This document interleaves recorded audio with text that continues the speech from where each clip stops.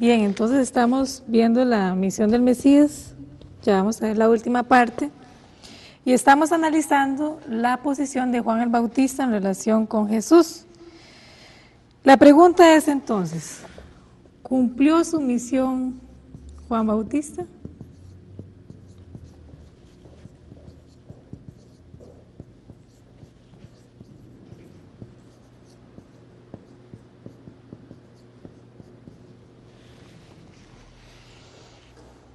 Vamos a leer para complacer a una televidente, especialmente una televidente. Vamos a leer cuál era la misión de Juan el Bautista, y eso lo leemos en Lucas 1, lo podemos empezar a leer desde el 13 hacia el 17, si quieren leer grande y tendido. Pero yo voy a empezar a leer desde el 17. Ahí se describe, ¿verdad?, todo lo que el ángel está revelando a Zacarías acerca de su hijo Juan Bautista. Dice, e irá delante de él con el espíritu y el poder de Elías para hacer volver los corazones de los padres a los hijos y de los rebeldes a la prudencia a los justos, para preparar al Señor un pueblo bien dispuesto. Ya habíamos dicho que Jesús decía, ¿verdad?, que Juan Bautista era Elías. No era que Elías había encarnado a Juan Bautista, para nada. ¿De qué se trata esto? Bueno, habíamos visto que Elías subió, ¿verdad?, a un carro juego. Un carro al revés es ese. Vamos a dibujarlo otra vez. Subió a un carro juego. Y que la gente lo estaba esperando regresar en ese carro fuego, ha subido al cielo. Pero entonces Jesús dijo que Juan Bautista era Elías, el Elías que había de venir. Ahora, aquí es importante saber y entender que no fue que Elías encarnó en Juan Bautista, para nada, sino que Elías, esto lo vamos a entender mucho mejor en una conferencia que se llama Resurrección, pero Elías inspiró a Juan Bautista. Por eso leemos aquí que Juan Bautista viene con el espíritu y el poder de Elías. ¿Qué significa? Que viene con la misma misión.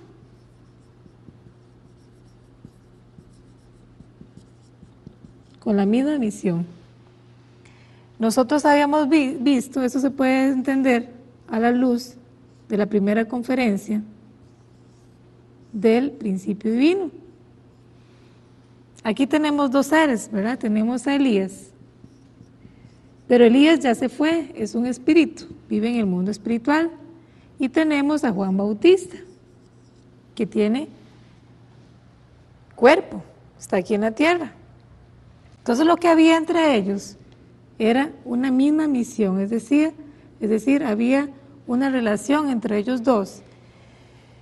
Y podía entonces Juan Bautista cumplir la misma misión que traía Elías. Entonces uno se podría decir que lo que sucedió en el tiempo de la llegada de Juan Bautista en realidad fue la segunda llegada de Elías.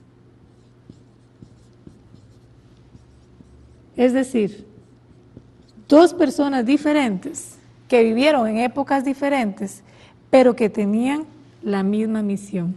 Entonces ahí se explica por qué fue que Jesús dijo que Juan era Elías. Y también, como lo dice acá, ¿verdad?, él viene con el poder, con el espíritu y el poder de Elías. Eso es un poco para aclarar cuál es la misión de Juan. Entonces él tenía, igual que Elías, preparar un pueblo bien dispuesto, preparar el camino del Señor para cuando él llegara a encontrar al pueblo ya dispuesto a escuchar su palabra.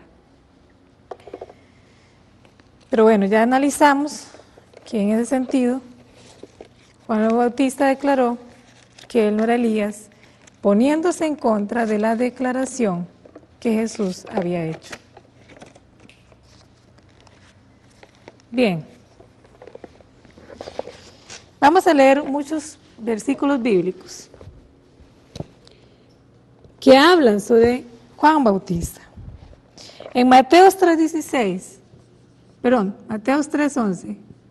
Juan Bautista hace una declaración. Él dice: yo les bautizo con agua en señal de penitencia, pero aquel que viene después de mí, él es más poderoso que yo. O sea, Juan Bautista está reconociendo, está declarando que la persona que viene atrás de él es más poderoso que él. Pero acá hay una situación interesante. Juan Bautista no esperaba al Mesías como le apareció. Una persona humilde, una persona que parecía tener menos conocimiento que él. Él esperaba una persona más poderosa que él. En Juan 1:23, Juan Bautista hace también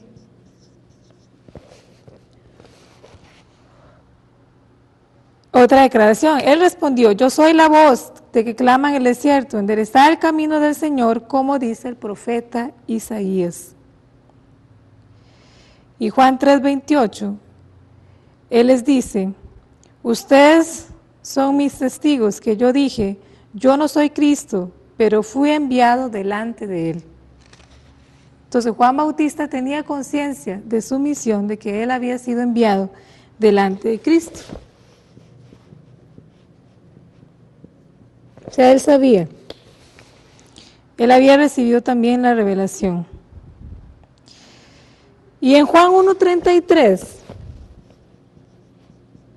vea lo que interesante, porque este versículo parece contradecir las declaraciones que ya él ha hecho. Dice así: y yo no le conocía, mas aquel que me mandó a bautizar en agua me dijo, sobre quien vieras descender y reposar el Espíritu, este es quien bautiza con el Espíritu Santo. Qué interesante. Aquí Juan está diciendo: y yo no le conocía. ¿Por qué? ¿Quién es Jesús? Jesús es familia de Juan Bautista, o sea, él era hijo de la prima de su madre. María y la madre de Juan Bautista son primas, hermanas, entonces eran familia. ¿Cómo pues dice Juan, y yo no le conocía? ¿Qué significa esto? Que cuando aparece Jesús, no aparece como él lo esperaba. Incluso Juan se sorprende. Eso es lo que está indicando acá. Mateo 17:13. Ahí, ya lo leímos antes. Dice: y los discípulos comprendieron entonces que Jesús les estaba hablando de Juan Bautista. Y en Mateo 11:4, Jesús verá, dice: si queréis comprender, él es el Elías que tenía que venir. En Juan 3:25-26,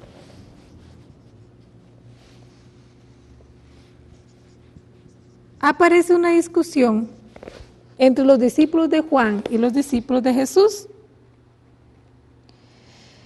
Y entonces estaban discutiendo acerca de la purificación. Ya fuera del río Jordán le dijeron a Juan Bautista, a sus discípulos: maestro, aquel que estaba contigo al otro lado del Jordán, de quien tú dices testimonio, vea que está bautizando a todos y todos van con él. O sea, los discípulos de Juan están diciéndole a Juan. Qué interesante. Juan tenía sus discípulos y Jesús tenía sus discípulos. ¿Esto qué quiere decir? Que Juan Bautista nunca siguió a Jesús. No creyó realmente en él. Él debería haber sido su primer discípulo, su principal discípulo. Pero entonces Juan, en 3:30, Juan 3:30, él responde. Le responde a los discípulos de él: es necesario que él crezca y yo disminuya. Las personas piensan que esta respuesta de Juan es una respuesta muy humilde. Pero en realidad lo que está demostrando acá es que nunca acompañó a Cristo. Porque si Cristo crece, Juan Bautista crece con Cristo. Entonces, si él está disminuyendo es porque él no le acompañó. No le acompañó. Pero vamos a ver, ¿creyó Juan Bautista en Jesús? En Mateo 11:3.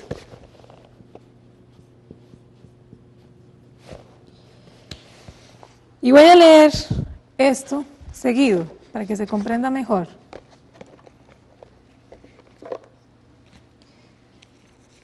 Donde Juan Bautista demuestra que no creyó en Jesús. Entonces muchas personas pueden pensar que aquí estamos hablando de Juan Bautista para hablar mal de alguien, pero en realidad no es así. Mateo 11:3. Juan Bautista le envía discípulos a Jesús para preguntarle si él era el que había de venir o tenían que esperar a otros. Dice así, los mensajeros de Juan Bautista. Cuando Jesús terminó de dar instrucciones a sus 12 discípulos, se fue de allí a enseñar y a predicar en las ciudades de ellos. Y al oír Juan en la cárcel los hechos de Cristo, le envió a 2 de sus discípulos para preguntarle, ¿eres tú aquel que había de venir o esperaremos a otro? Esta pregunta está dando a entender que Juan Bautista no creyó en Jesús. Le tuvo que mandar discípulos para preguntarle. ¿Para qué tenía que mandar discípulos a preguntarle si ya Dios le había revelado a Juan Bautista quién era Jesús? Respondiendo Jesús les dijo, Jesús quiso ser amable con los discípulos, no quiso maltratar a los discípulos de Juan. Y les respondió, id a hacer saber a Juan las cosas que oís y veis. Los ciegos ven, los cojos andan, los leprosos son limpiados, los sordos oyen, los muertos son resucitados y a los pobres es anunciado el Evangelio. Y bienaventurado es el que no halle tropiezo en mí. Jesús responde indirectamente, pero lo que él está diciendo claramente es, Juan, escucha y vea lo que está sucediendo. Y bienaventurado aquel quien no halle tropiezo en mí. O sea, Juan Bautista encontró tropiezo en Cristo y por eso no le siguió, por eso dudó. Él esperaba otro tipo de persona. Mientras ellos se iban, comenzó Jesús a decir de Juan a la gente, ¿qué salisteis a ver al desierto? ¿Una caña sacudida por el viento? ¿O qué salisteis a ver? ¿A un hombre cubierto de vestiduras delicadas? He aquí, los que llevan vestiduras delicadas en las casas de los reyes están. ¿Pero qué salisteis a ver? ¿A un profeta? Sí, os digo, y más que un profeta, porque este es de quien está escrito, he aquí, yo envío mi mensajero delante de tu faz, el cual preparará tu camino delante de ti. ¿Qué está diciendo Jesús? ¿Qué salisteis a ver? A un hombre cubierto de vestiduras blancas. Los que están cubiertos de vestiduras blancas en las casas de los reyes están. O sea, Jesús es claro. Jesús lo que está diciendo es, ¿dónde está el hombre que salieron a ver? No está aquí, no está en la casa del rey. De cierto os digo, entre los que nacen de mujer, no se ha levantado otro mayor que Juan Bautista, pero el más pequeño en el reino de los cielos, mayor es que él. O sea, Jesús está diciendo, el más pequeño en el reino de los cielos, mayor es que Juan Bautista. ¿Por qué Jesús dice que es el más importante entre los nacidos de mujer? Porque era contemporáneo con él, era el profeta, era la persona que iba a estar, que estuvo en la tierra junto con el Mesías. Y dice Jesús, desde los días de Juan Bautista hasta ahora, el reino de los cielos sufre violencia y los violentos lo arrebatan. Jesús está hablando de esta manera refiriéndose a uno de sus discípulos. El primer discípulo de Jesús debió haber sido Juan, una persona preparada, pacífica, amable. Dios lo había inspirado durante toda su vida para recibir a Cristo. Pero por no haberle seguido, Jesús tiene que escoger otro discípulo, a Pedro. Y Pedro tenía un carácter terrible, se enojaba por todo. Sí, estaba ahí siempre reclamando. Era una persona violenta. Por eso Jesús habló de esta manera. Entonces, claro, Juan, al llegarle a preguntar a Jesús si era él el que tenía que venir o tenían que esperar a otro, está demostrando que nunca llegó a creer en Jesús. Lastimosamente, para mucha gente, escuchar esto, como le digo, puede resultar fuerte, pero hay que analizar algo. Todos tenemos una misión que cumplir. La misión de Juan Bautista era esa, y es claro que no lo cumplió. En Mateo 11:19, Jesús dice: la sabiduría es justificada por las obras, por sus obras. Mateo 11:19. La sabiduría es justificada por sus obras. Y en 1 Corintios 2:8, ya lo hemos leído, se está hablando de la sabiduría. Y dice así: ninguno de los príncipes de este mundo conoció esto, pues si lo hubieran conocido, no habrían crucificado al Señor de la gloria. ¿Quiénes eran los príncipes? Las personas importantes de la época. ¿Quién era Juan Bautista en su época? Era una persona muy importante. La gente lo miraba tanto que pensaban incluso que era Cristo. ¿Qué le pasó a Juan? Bueno, Juan declaró en 1:33, y yo no le conocía. O sea, parecía que él estaba diciendo, yo no sabía quién era. Estaba sorprendido. ¿Por qué no creyó en Cristo Juan Bautista? Siendo que a él se le había revelado tantas veces. ¿Por qué no logró creer? Y eso es importante saberlo, porque muchas veces nos puede pasar a nosotros también lo mismo. ¿Por qué no creyó Juan Bautista?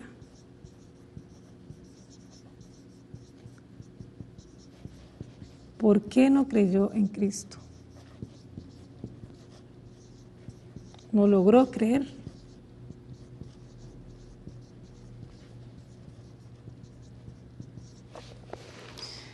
Primero, Juan Bautista desconocía la providencia de Dios. A pesar de que él había tenido una vida ascética, no había sido suficiente para conocer cuál era el camino que Dios había trazado en su providencia. Entonces, él tenía una fe, una creencia tradicional o convencional. Él era un gran líder, pero él estaba lleno de convencionalismo. Él estaba aferrado a las escrituras mosaicas. Y él también vio a Jesús como una persona que se oponía a las escrituras. ¿Cómo sabemos eso? Bueno, ya lo leímos en Juan 1:33, cuando él dice, ¿verdad? Y yo no le conocía. Después, él juzgaba a Jesús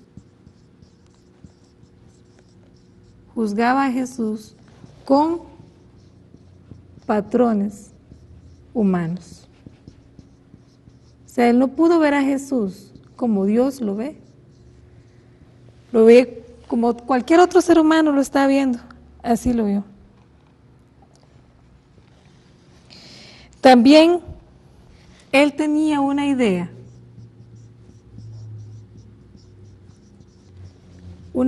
preconcebida de cómo era que tenía que venir el Mesías, o cómo tenía que ser el Mesías. Y esa idea no concordó con lo que él vio en Jesús. En Mateo 3:11, habíamos leído, ¿verdad? Donde él dice: aquel que viene después de mí es más poderoso que yo, y no soy digno de cargar sus sandalias.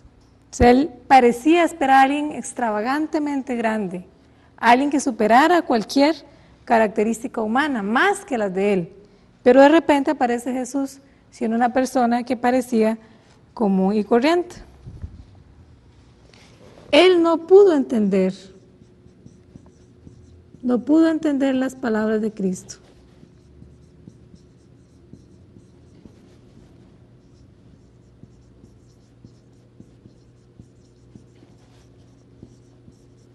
Para unirse a la providencia de Dios hay que entender la palabra de Dios, la palabra del Mesías. él no logró entender. Entonces él parecía que Jesús había venido a empezar una nueva misión. Y parecía que Jesús estaba hablando en contra del Viejo Testamento. Parece que estaba destruyendo. Así fue como Juan lo vio y no logró entender al Mesías. 5. Juan tenía mucho prestigio social. Prestigio y posición social.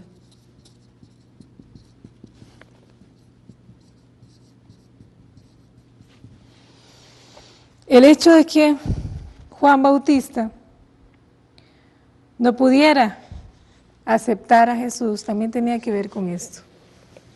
Es una persona humilde. Por eso él dice, conviene que él crezca y yo disminuya, dando a entender que no podía acompañarlo en su posición. Ahora, eso también nos puede traer a nosotros muchas enseñanzas. ¿Cómo esperamos la venida de Jesús? ¿Cómo esperamos la llegada de Cristo? A veces uno le puede preguntar a la gente, ¿cómo espera que el Mesías aparezca? Y hay personas que le dicen que espera que venga con túnicas largas, con sandalias, con una barba larga y pelo largo, caminando por las calles. Hay gente que le dice que espera que Jesús venga en Israel. Y tienen muchas ideas y preconceptos acerca de quién es el Mesías. Pero nosotros tenemos que estar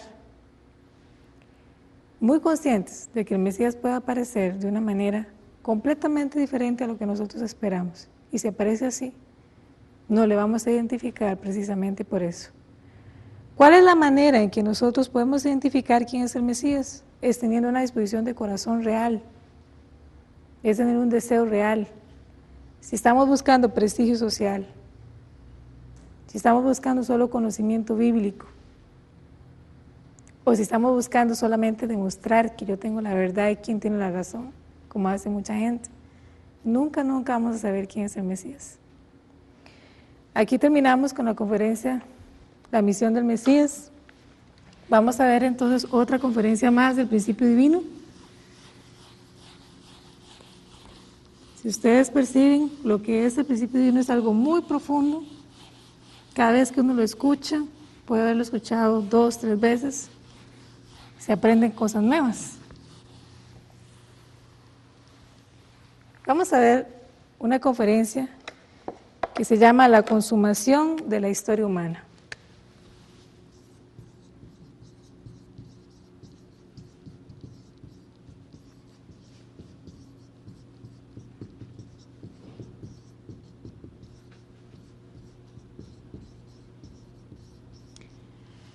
¿Qué significa consumación?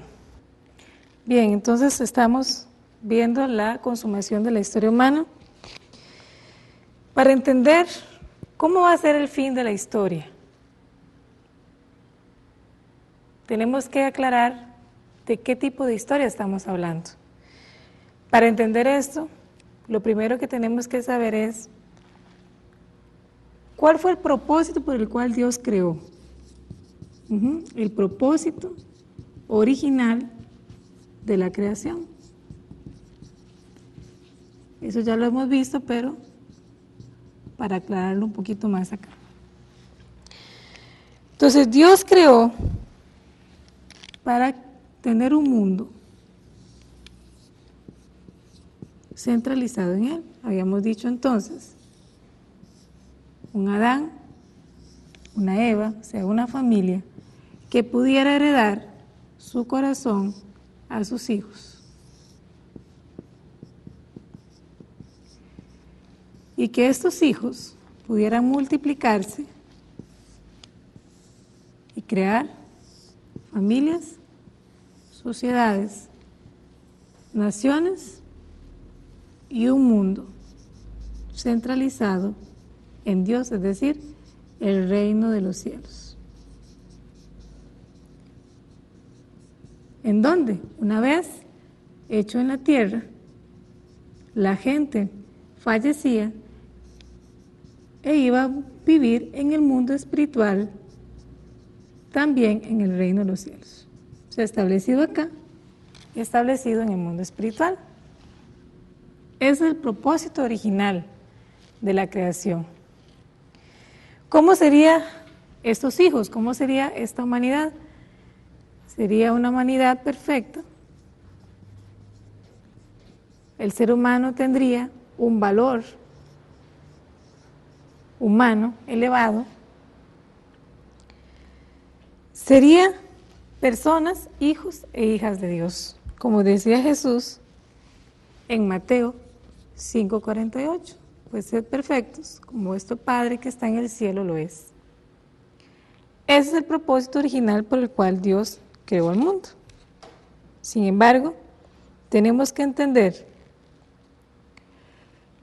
cuál es la relación que existe entre este propósito original y la consumación de la historia humana. Para saber eso, tenemos que entender entonces la relación entre la providencia de la salvación y la caída.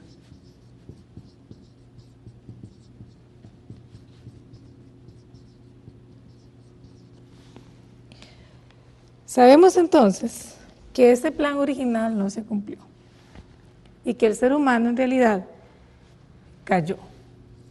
El ser humano cayó. Entonces no se cumplió. Adán y Eva no se centralizaron en Dios, se centralizaron en Satanás y establecieron una humanidad centralizada en Satanás. Entonces, todas las familias que nacieron heredaron esa naturaleza. Se formaron nuevas familias, sociedades, naciones y un mundo centrado en Satanás, es decir, el infierno, en donde primero se estableció el infierno en la tierra y después del infierno en el mundo espiritual. O sea, no se cumplió el propósito de la creación y se dio la caída y como resultado de la caída tenemos esto. Pero bueno, ese no es el plan de Dios, como ya lo hemos reiterado muchas veces. ¿Cuál es la providencia de la salvación? Entonces, la providencia de la salvación es sacar al ser humano de ese estado y volverlo al estado original, es decir, que haya una familia centrada en Dios y que como herencia de esa familia nazcan hijos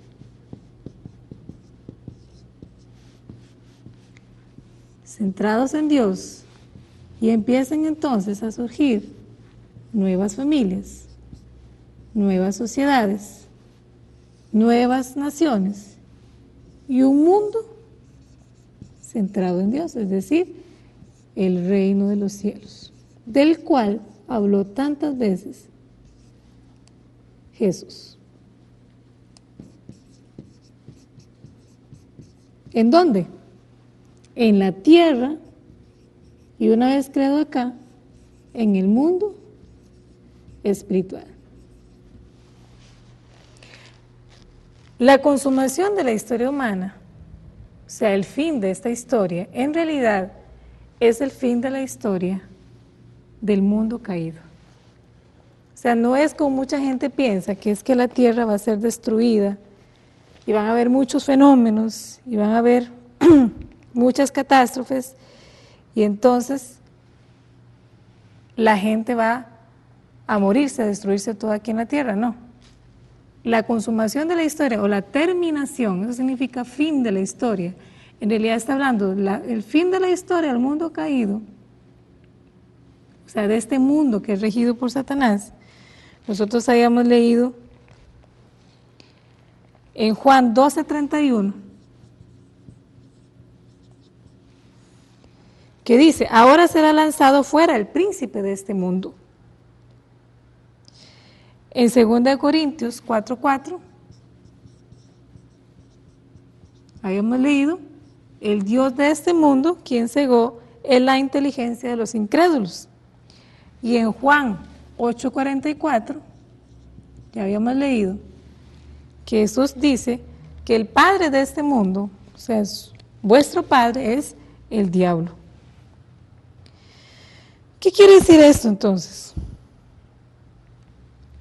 Como este mundo fue el que se formó en Génesis 6:3 en adelante, 6:3, 6:6, habíamos leído cuando Dios se arrepiente de haber creado el hombre en la tierra. ¿Qué dice? Y Dios se arrepintió de haber hecho hombre en la tierra. Todo este mundo que no está de acuerdo a la voluntad de Dios, ese mundo va a terminar. Entonces, la historia humana es en realidad la historia de la salvación y de la restauración humana. El fin de esta historia es el fin de este mundo para que inicie este mundo. Ahora, ¿cómo va a iniciar ese mundo? ¿Y cómo sabemos que ahorita nosotros estamos dentro de esta providencia de la restauración? Bueno, en los últimos años, especialmente en los últimos 100 años, han ocurrido muchos fenómenos que nos dan a entender que estamos en el punto final de la historia y el inicio de una nueva historia. Es decir, el punto final de la historia humana caída y el inicio de la historia humana original.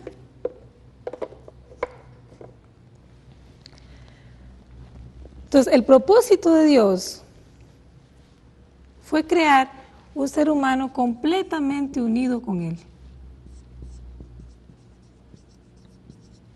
Pero este ser humano se desconectó, como ya lo vimos. La providencia de la salvación, entonces, ese quedó cortado. Lo que se dio fue esto. Y la providencia de la salvación es que ese ser humano corte con el vínculo que tiene con Satanás y regrese otra vez a Dios. Entonces, la historia, la providencia, la consumación de la historia humana es la historia de la providencia de la salvación, y la historia de la providencia de la restauración en realidad es la lucha que Dios ha tenido para separar al hombre de Satanás. O sea, quitar este vínculo que el ser humano tiene con Satanás y volver a tomar el vínculo original con Dios. Entonces, ¿cómo sabemos que estamos ahorita nosotros dentro de esa historia?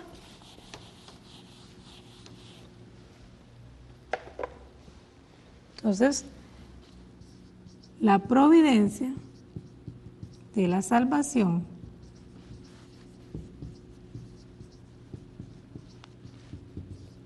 es la providencia de la restauración.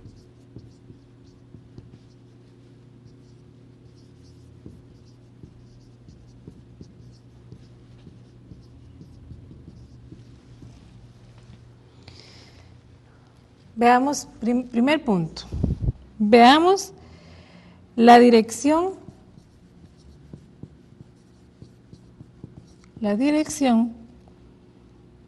de la ciencia y la religión.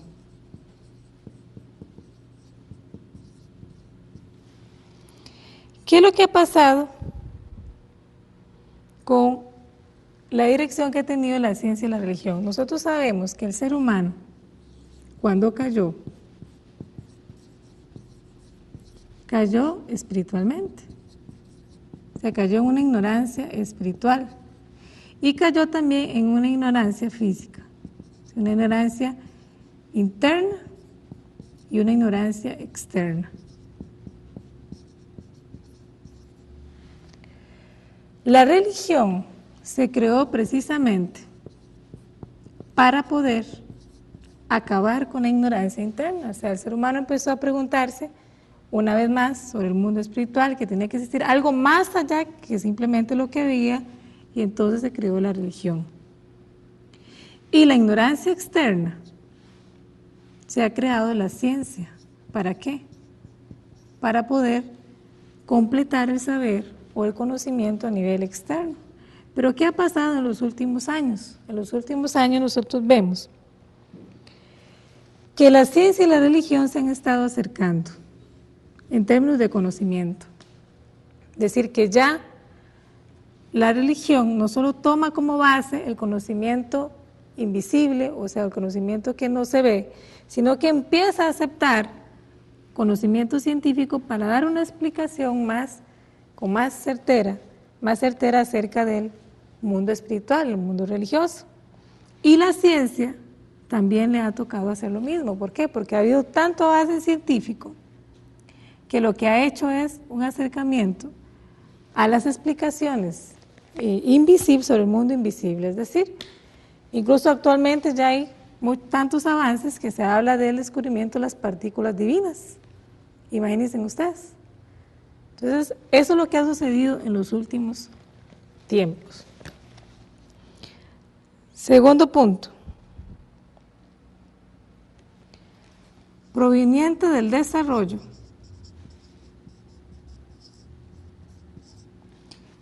de la historia de luchas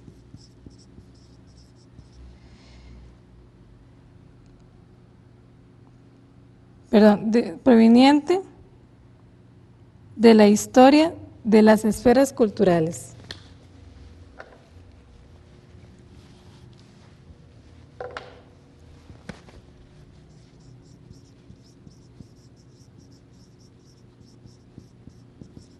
Es decir, de las religiones.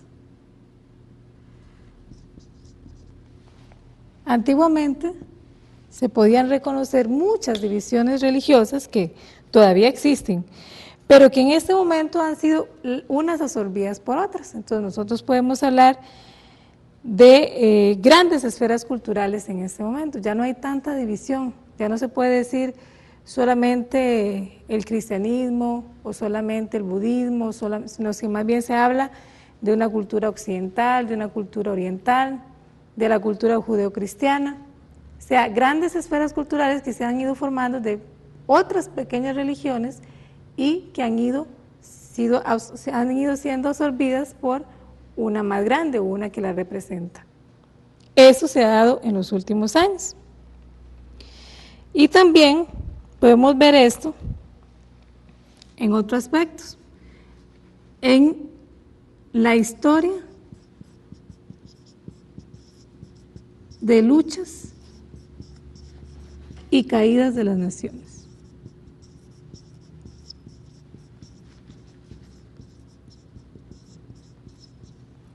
Por ejemplo, muy en el pasado, las naciones muy grandes dominaban a las naciones pequeñitas. Pero en la última guerra, sobre todo en la última guerra mundial que se dio, ¿qué pasó con las naciones? Las naciones poderosas, las naciones grandes, fueron liberando y dándole los mismos derechos a las naciones más pequeñas. Entonces, esto tiene que ver con el desarrollo de la providencia de Dios, es decir, con que el ser humano se ha hecho más sensible a los otros, al prójimo, y le ha dado aún, ¿verdad?, a pesar de que eran más poderosos, los mismos derechos a las naciones pequeñitas. Y por último, podemos ver la referencia bíblica. ¿Cómo sabemos que estamos ahorita dentro de la providencia de la restauración y del fin de la historia del mundo caído? En Apocalipsis 22:14.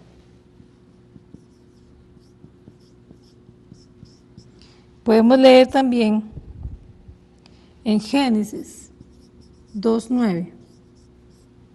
Leemos en Génesis 3:24. Y leemos en Apocalipsis 21:15, que hace referencia también a lo que va a suceder en esos últimos días. Aquí está hablando específicamente del árbol de la vida. O sea, ese árbol de la vida que Adán y Eva perdieron y que Dios tuvo que proteger. ¿Por qué? Porque ellos habían perdido el derecho a ese árbol de la vida. Pero en Apocalipsis 22:14, la Biblia dice: dichosos los que laven sus vestiduras, porque ellos tendrán derecho al árbol de la vida y a entrar por las puertas de la ciudad. Es el último libro. Y en Apocalipsis 21:15, dice la Biblia, en la revelación que le hace Juan, el ángel a Juan, dice: vi entonces un nuevo cielo y una nueva tierra, pues el primer cielo y la primera tierra desaparecieron. He aquí la morada de Dios con los hombres, habitará con ellos y serán su pueblo. Es decir, que Dios va a vivir con los seres humanos. Dios va a estar con nosotros en este nuevo cielo y en esta nueva tierra que aparecerá. Y en Romanos 19:22,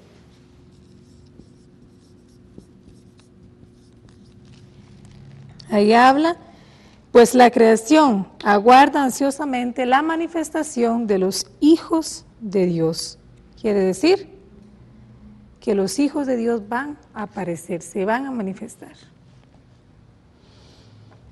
Bueno, esas son las evidencias que tenemos de que la historia ha ido avanzando en dirección a la restauración del propósito de la creación de Dios, es decir, de hacer lo que Dios tiene planeado con este ser humano, con este mundo, y terminar eso que hemos hecho fuera de la voluntad de Dios.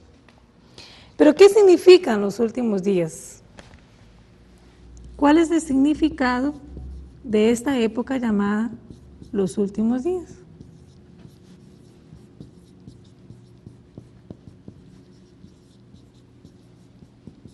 Y vamos a ver que en la Biblia existen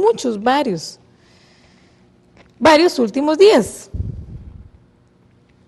Vamos a ver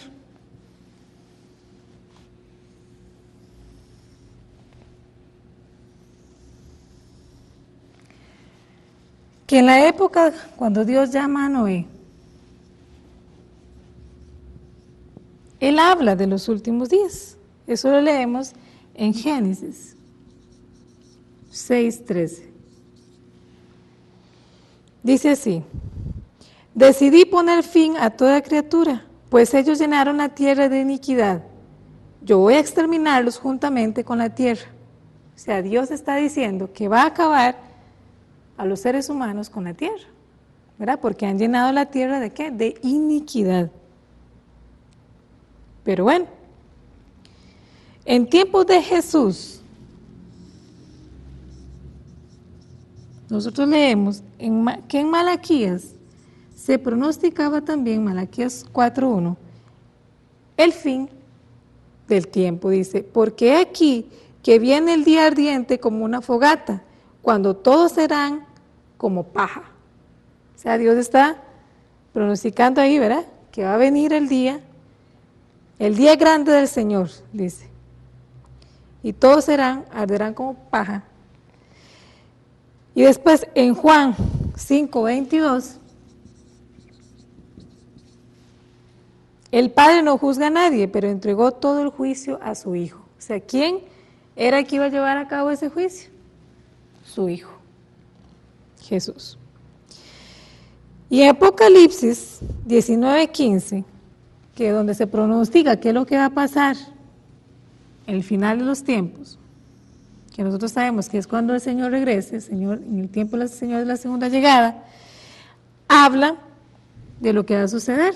Apocalipsis 19:15. Dice así: de su boca salió una espada aguda para herir con ella a las naciones, y él la regirá con vara de hierro, y el piso del lagar del vino del furor, y de la ira, y él pisa el lagar del vino del furor, y la ira de Dios Todopoderoso. O sea, viene el día del gran juicio también. Y en Lucas 17:26-27,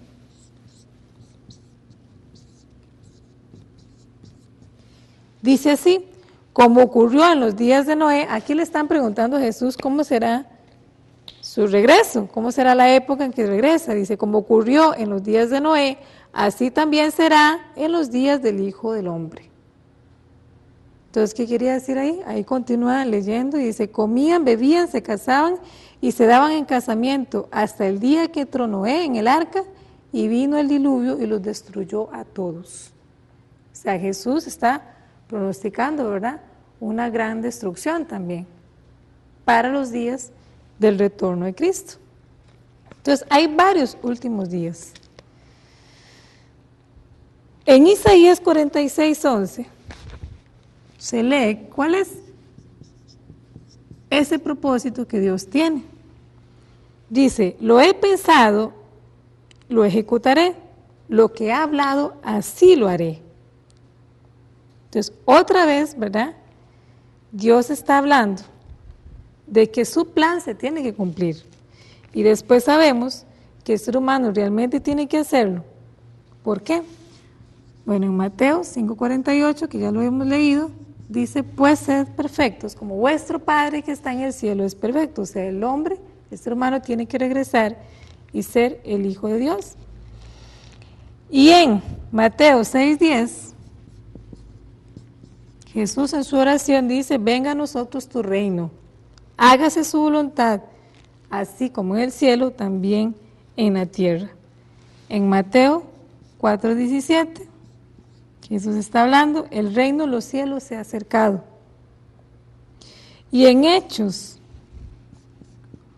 1:6, Jesús habla de la restauración de toda la humanidad, de la restauración total de la cual Dios ha siempre hablado.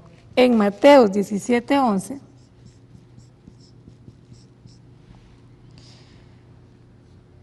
dice así, Elías viene para restablecer todas las cosas. Y en Hechos 3:21, dice, hasta los días de la restauración universal de la cual Dios habló. Entonces, ¿qué significado tienen los últimos días? Significa acabar con ese mundo de maldad que hemos tenido y restaurar todas las cosas. Como dice Mateos 4:17, ¿verdad? Que Elías que el reino de los cielos se ha acercado, se tiene que establecerse el reino de los cielos. Y en Mateos 17:11, Elías viene para restablecer todas las cosas, y en Hechos 3:21, la restauración universal, de la cual Dios está hablando. O sea, ¿qué quiere decir? El plan de Dios se va a ejecutar. ¿Y en dónde se va a ejecutar? En toda la tierra. Eso es lo que realmente significan los últimos días. O sea, la historia, el fin de la historia de luchas del mal y de todo este mundo de maldad que el ser humano ha formado, y el inicio de una nueva historia, un nuevo cielo y una nueva tierra. Pero ¿qué es lo que le pasa a la mayoría de gente de fe? La gente de fe tiene ahorita mucho susto, mucho miedo sobre los últimos días, porque en la Biblia se dicen muchas cosas fuertes de lo que va a ocurrir y la gente no sabe a ciencia cierta qué es lo que va a pasar. Saben que van a pasar muchas cosas, pero no saben qué es lo que va a suceder, entonces sienten mucho temor. Por lo menos la gente de fe, la gente que está buscando desarrollar la providencia de Dios. Y actualmente se dicen muchas cosas de que estamos en los últimos días, que van grandes destrucciones, grandes terremotos, pero en realidad, si nosotros analizamos lo que hemos escrito acá, es un tiempo de gran esperanza, es un tiempo de gran victoria. ¿Por qué? Porque se le va a poner punto final a la historia que hemos creado y vamos a crear una nueva historia. Entonces es un tiempo de gran alegría, de gran celebración, pero también es un tiempo de temor. ¿Y por qué de temor? Precisamente porque Dios empieza a vivir en la tierra con el ser humano. Y entonces, muchas de las cosas que tal vez en el pasado se han quedado sin conocer, en este tiempo las vamos a conocer. Nos va a dar a conocer claramente. Entonces, eso también puede crear mucho temor, porque va a haber muchos cambios en el ser humano. Pero esos cambios son muy internos, más incluso internos, más con referente al mundo espiritual que al mundo físico. vamos a dejar acá esta conferencia y posteriormente desarrollamos la segunda parte. Por favor, síganos acompañando, que falta todavía muchísima información que compartir.